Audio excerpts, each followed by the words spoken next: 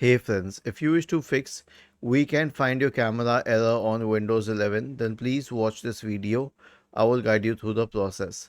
So here's the thing. First of all, you'll have to search for Device Manager and open the Device Manager. Expand the list for cameras. Do you find your camera here? If you do not find your camera here, click on Action and scan for hardware changes. Do you find the camera here now? If you do not, check if a webcam is installed on your computer. And if the webcam is not installed on your computer, then you will have to buy an external webcam.